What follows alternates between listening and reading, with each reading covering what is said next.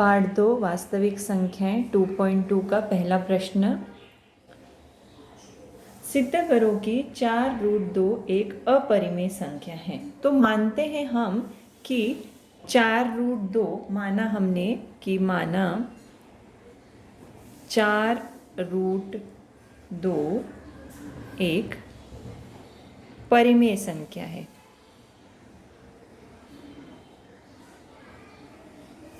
हमको क्या बताया है प्रश्न में कि सिद्ध करना है 4√2 एक अपरिमेय संख्या। तो हमने उसका उल्टा माना कि 4√2 एक परिमेय संख्या है। तो परिमेय संख्या यानी कि इसको हम इस तरह से भी लिख सकते हैं कि 4√2 बराबर a/b, इस तरह से लिख सकते हैं।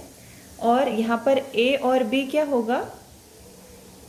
पूर्णांक संख्याएं होंगी, क्योंकि पूर्णांक संख्याएं वो हमेशा परिमेय संख्याएं भी होती हैं। तो मान लो a/b बराबर 4√2 या 4√2 बराबर a/b, जहाँ a और b पूर्णांक संख्याएं होंगी। ठीक है। तो और b is not equal to 0, b का मान 0 नहीं होगा। अब इसको ध्यान से देखिए यहाँ पर। तो हम ये एक प्रकार का समीकरण ही है। तो इसको हम इस तरह से भी लिख सकते हैं कि √2 बराबर a/, ये 4 जो है गुणा में है तो यहाँ भाग में चला जाएगा, तो a/4 भी हो जाएगा यहाँ पर ये। और a और b यहाँ क्या है? पूर्णांक संख्याएं हैं। तो a और b, a/b पूर्णांक संख्याएं हैं, तो a/4 भी पूर्णांक संख्याएं हो जाएंगी।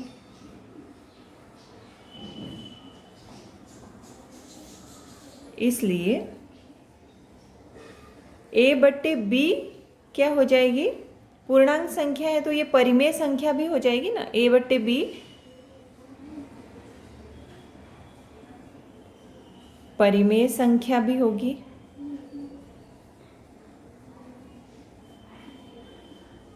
तो अगर a/b परिमेय संख्या होगी तो a/4b भी परिमेय संख्या होगी। इसलिए a/4b भी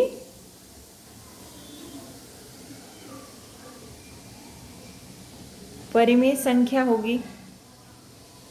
ठीक है, ध्यान से देखना है इसको। अब इसको आप एक नंबर दे दो। अब इस समीकरण को ध्यान से देखिए और यहाँ पर ये √2 बराबर a/4b। अब ये √2 जो है वो अपरिमेय संख्या है और ये a/4b हमने क्या लिखा? परिमेय संख्या है। यहाँ पर 2 दे दीजिए इसको नंबर। ठीक है।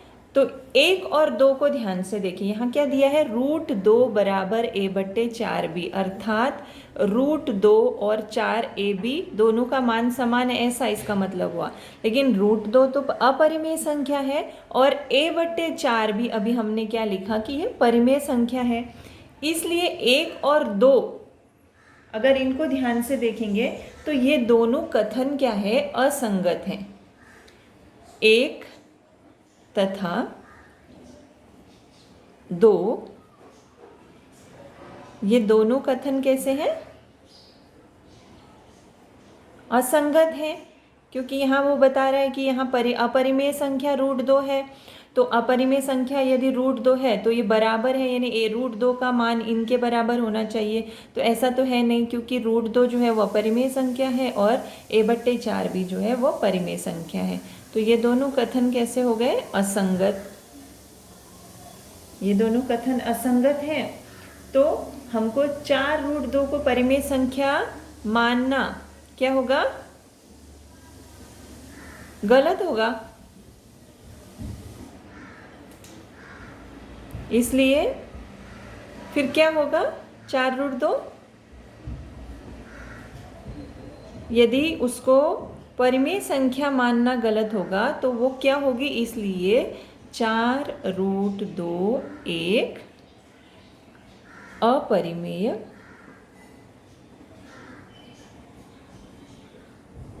संख्या होगी। और यही हमें सिद्ध करना था। तो ये हमारा सिद्ध हो गया। अब दूसरा भी इसी तरह से है। दूसरा देखते हैं हम। दूसरा सवाल है हमारा, सिद्ध करो कि 3 जमा √5 एक अपरिमेय संख्या है। अब इसका उल्टा लिखते हैं कि हम हल करने के लिए, माना 3 जमा √5 एक परिमेय संख्या है। अब परिमेय संख्या है तो क्या होगा, इसका मान हम क्या लिख सकते हैं, इसको a/3 जमा √5 बराबर a/b। अब वही उसका कारण यही होगा कि a/b जो है वो, और जहाँ a और b पूर्णांक संख्या है और b का मान 0 नहीं है, यही सब हमको लिखना है ऊपर का। और पूर्णांक संख्याएं हमेशा क्या होती है, परिमेय संख्याएं भी होती हैं। तो इसीलिए अब हम क्या करेंगे, यहाँ पर √5 बराबर, ये 3 को मैं इस साइड भेजती हूँ तो क्या हो जाएगा, a/b, यहाँ जमा है तो यहाँ राइट साइड में जाकर क्या हो जाएगा, देखिए यहाँ जाएगा 3 तो क्या हो जाएगा, -3 हो जाएगा। अब फिर से वही वाला, इसको एक नंबर दे दीजिए आप। अब ये जो संख्या है √5, ये संख्या अपरिमेय संख्या है। रूट वाली सभी संख्याएं अपरिमेय संख्याएं होती हैं, और ये जो संख्या है वो कैसी संख्या है, परिमेय संख्या है। तो इसको हम इस तरह से लिखेंगे कि a/b बराबर क्या है, हमने पहले ही लिखा था कि a/b एक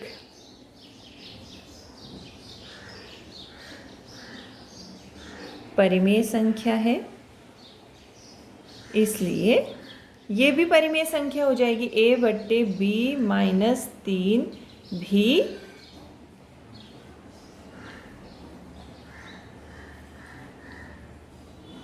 परिमेय संख्या होगी। अब इसको नंबर दे दीजिए आप 2। अब एक नंबर देखिए और 2 नंबर देखिए, दोनों में ये एक नंबर है, ये अपरिमेय संख्या, रूट वाली संख्या हमेशा अपरिमेय संख्या होती है। और इसको किसके बराबर बताया गया, a/b घटा -3, तो ये अपरिमेय संख्या √5 है और ये एक परिमेय संख्या है a/b घटा 3। ठीक है, तो यहाँ पर हमने परिमेय संख्या साबित किया, इसको a/b घटा 3 भी क्या होगी, एक परिमेय संख्या होगी। तो 1 और 2 से क्या संबंध, एक और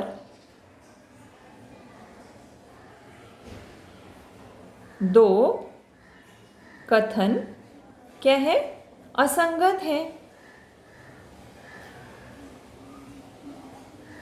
इसलिए क्या होगा फिर, 4, ये जो भी है 3 जमा √5 को परिमेय संख्या मानना गलत होगा।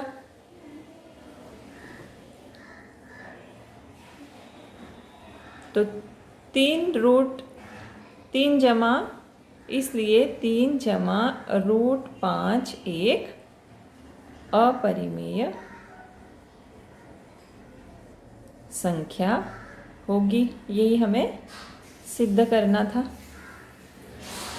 ठीक है, तो ये हो गया हमारा उदाहरण नंबर 2। अब तीसरा सवाल दिया है बच्चों आपके, उसमें संख्या √5 तथा √10 को संख्या रेखा पर निरूपित करो। इसके पहले भी आप 8वीं कक्षा में ये कर चुके हैं, तो मैं यहाँ पर एक संख्या रेखा बनाती हूँ। यहाँ ध्यान से देखिए किस तरह से करना है इसको। ये संख्या रेखा बना रही हूँ मैं यहाँ पर। संख्या रेखा पर हमें क्या दिखाना है, √5 और √10 दिखाना है। तो यहाँ मैं 3 के अंतर पर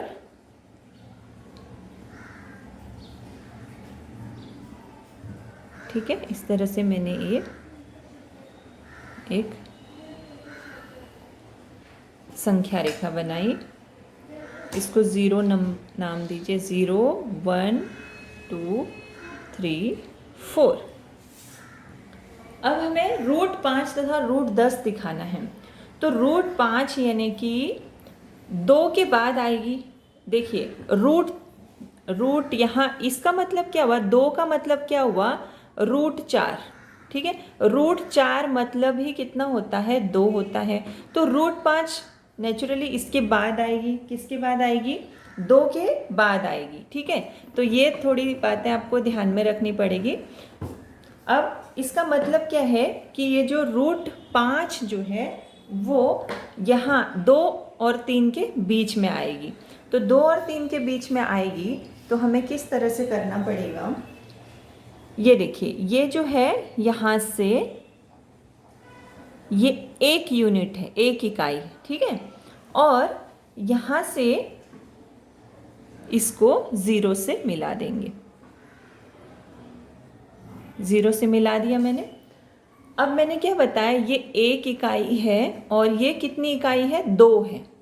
यहाँ से यहाँ की दूरी 2 माना है और यहाँ से यहाँ की दूरी कितनी मानी है, 1 मानी है। इसको नाम दे देते हम ABC। ठीक है, तो इस तरह से हमने इसको नाम दे दिया। और ये इकाई 1 है और ये इतनी दूरी कितनी है, ये दूरी है 2। अब हमें निकालना क्या है, इसका मान। ठीक है, तो ये कौन सा त्रिभुज है, ये एक समकोण त्रिभुज है। देखिए ये समकोण त्रिभुज है और समकोण त्रिभुज में जो कर्ण का वर्ग है वह अन्य 2 भुजाओं के वर्गों के योगफल के बराबर होता है। कौन से प्रमेय से, पाइथागोरस के प्रमेय से। समकोण त्रिभुज यहाँ मैं करके दिखाती हूँ, ABC में कौन सा प्रमेय है, पाइथागोरस प्रमेय। आप पहले से भी 7वीं कक्षा में 8वीं में पढ़ा है आपने।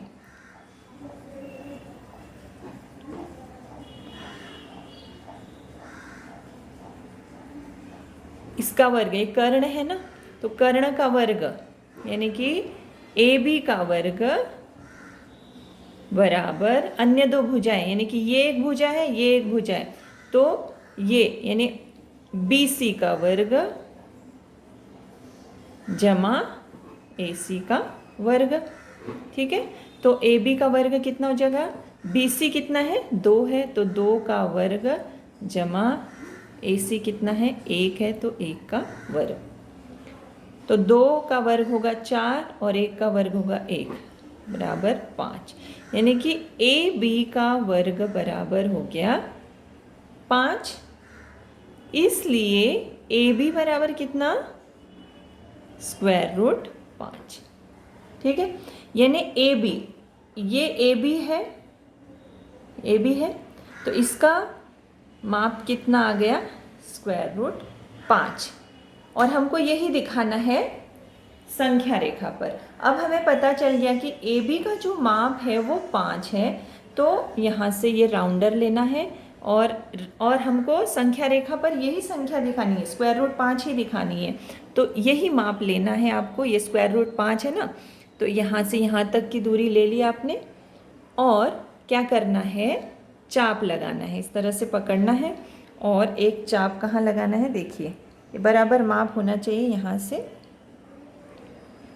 यहाँ तक की दूरी। उसके बाद क्या करना है, इस राउंडर से आपको ऐसे ये संख्या रेखा पर ये चाप लगा देना है।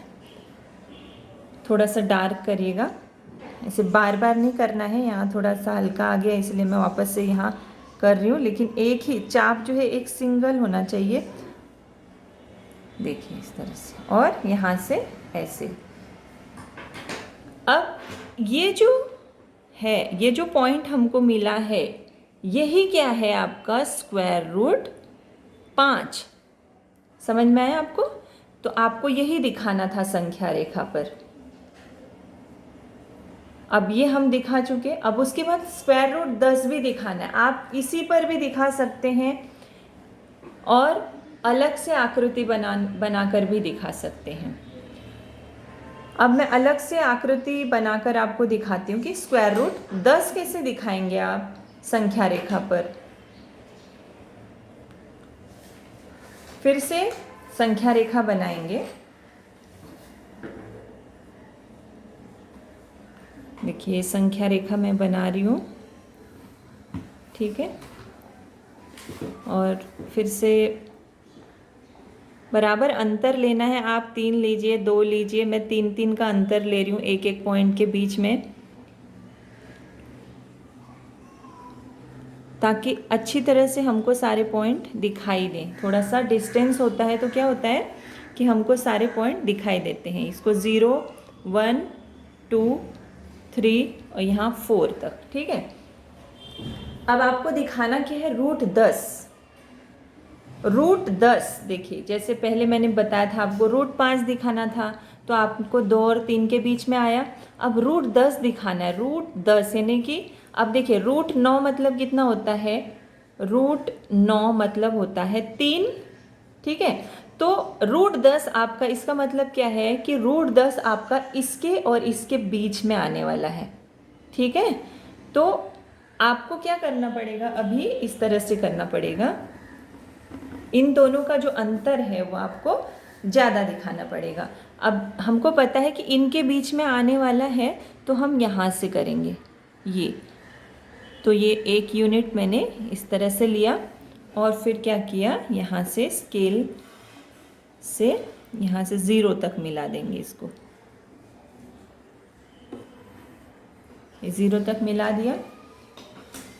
आपको दिखाना कितना, √10 दिखाना है। अब पाइथागोरस प्रमेय से फिर से इसका नाम दे दीजिए PQR, ठीक है। इस त्रिभुज का नाम हमने दे दिया PQR। अब ये भी एक समकोण त्रिभुज है, समकोण त्रिभुज है, तो समकोण त्रिभुज PQR में पाइथागोरस प्रमेय से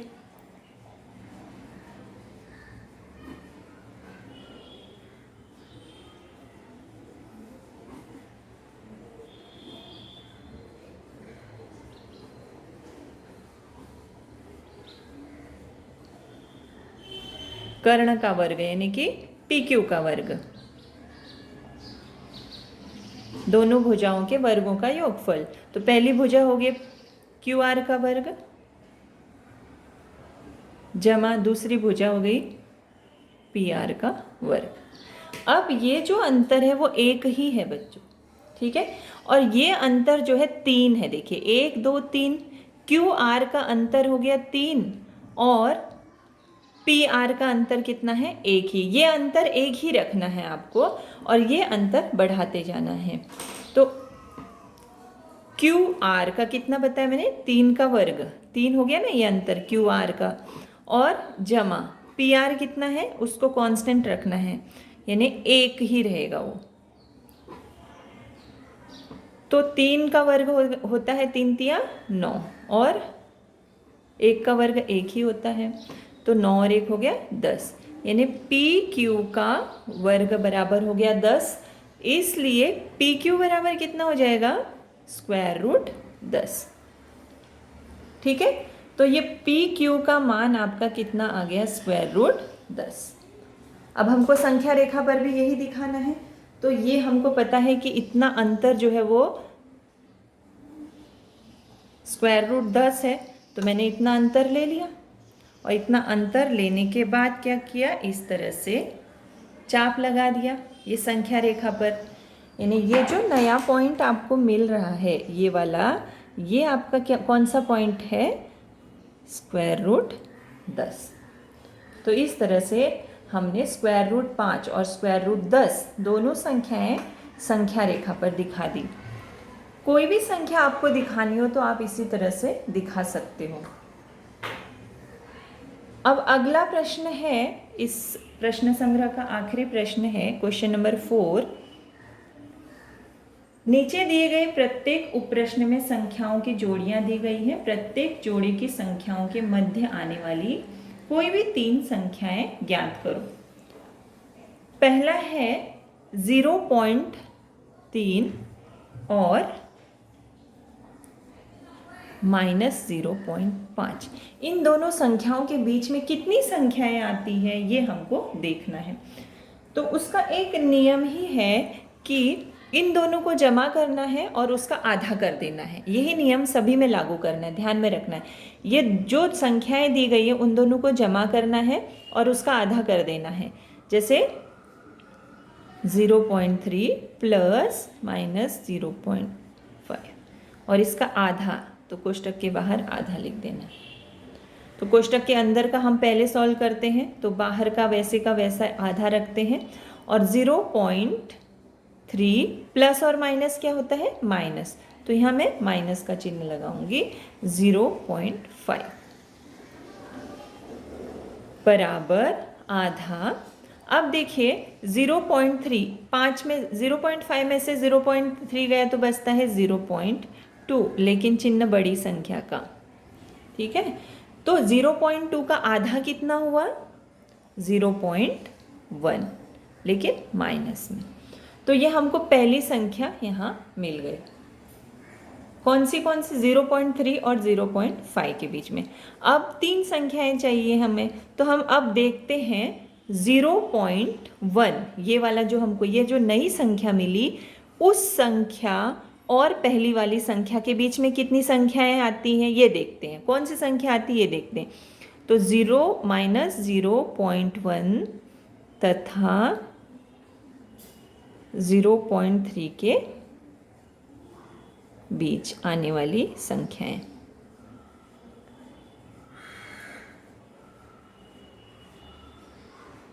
फिर से वही करना पड़ेगा। अब इन दोनों के बीच चाहिए हमें, तो मैं क्या करूँगी, आधा, फिर -0.1 प्लस 0.3, ठीक है।